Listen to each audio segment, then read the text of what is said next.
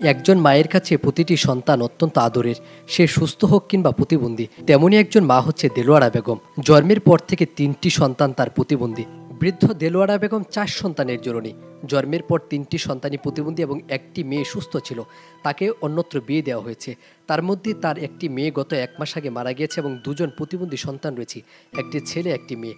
গত 2 বছর আগে যে ছেলেটি রয়েছে তাকে কিন্তু চাকরি করতেন এবং সেখানে সে অর্থ উপার্জন করে পরিবারের মার কাছে দিতেন। আর গত 7 বছর ধরে মেয়েটিও কিন্তু তেমনিভাবে কোনো চলাফেরা করতে পারে না। এক একটি সন্তানের 20-25 বছর বয়স হয়েছে, কিন্তু এখনও তাদেরকে খাবার খাইয়ে দিতে হচ্ছে, এখনও তাদেরকে মলমূত্র পরিষ্কার করে দিতে হচ্ছে মা দেলোয়ারা বেগমের। স্বামীও তার প্যারালাইসিস রোগী, স্বামীও তেমনিভাবে চলতে পারে না। পাশের বাজারে একটি ছোট্ট দোকানদারি করে যে টাকা আয় করে তা দিয়ে তাদের কোনো রকম সংসার চলে।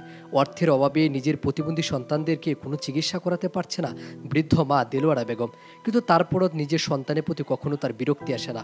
এখনও সন্তানের হাসি খুশি যেভাবে থাকে সবটুকুই তিনি করতে পছন্দ করেন। সন্তানকে বুকের মধ্যে আগলিয়ে রাখেন এবং প্রতিটি আদর, স্নেহ, মায়া, মমতায় সবসময় জড়িয়ে রাখেন বৃদ্ধ দেলোয়ারা বেগম।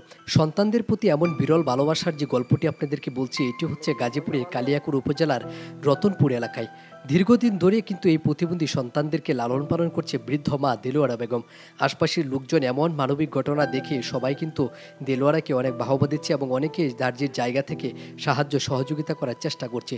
অর্থনৈতিকভাবে স্বাবলম্বী না হওয়ায় এখন পর্যন্ত তার প্রতিবন্ধী সন্তানদেরকে তেমনভাবে কোনো চিকিৎসা করাতে পারছে না, স্বামীরও তেমন কোনো চিকিৎসা করাতে পারছে না। কিন্তু দিনে আনি দিন কষ্ট করে এভাবেই কিন্তু চলছেন দেলোয়ারা বেগম।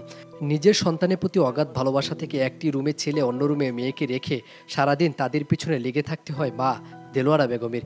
তাই তো দেলোয়ারা বেগম বলেন যে মহান সৃষ্টিকর্তা আমাকে যেভাবে যতটুকুই দিয়েছে আমি তাতেই খুশি রয়েছি এবং সন্তানদের প্রতি তার অন্যরকম একটি ভালোবাসা। এখনও প্রতিটি সন্তানকে তার মুখে খাবার তুলে খেয়ে দিতে হচ্ছে। এই পরিবারে 5 জন সদস্য রয়েছে, সেখানে একমাত্র সুস্থ ব্যক্তিটি হচ্ছেন এই বৃদ্ধা দেলোয়ারা বেগম। কিন্তু তারপরে কিন্তু তার ভিতরে কখনো ক্লান্তি দেখা যায় না। সত্যি মা বুঝি এমনই হয়।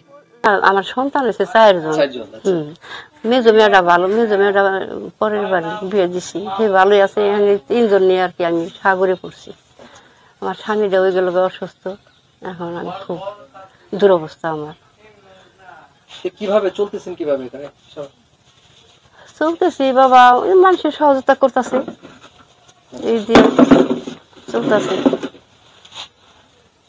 এখন আপনার কোন সন্তান, মানে ছেলে কি বড় না ছোট? সে ছেলে হয়েছে 2 মেয়ের পর। 2 মেয়ের পর। আচ্ছা, এই প্রতিবন্ধী সন্তানকে নিয়ে আপনার এখন দিন কেমন কাটছে? মানে কিভাবে তাদেরকে চিকিৎসা কিভাবে করাচ্ছেন একটু বলেন। যে বাবা আমি এখন কোনো চিকিৎসা করিনি, এখন খালি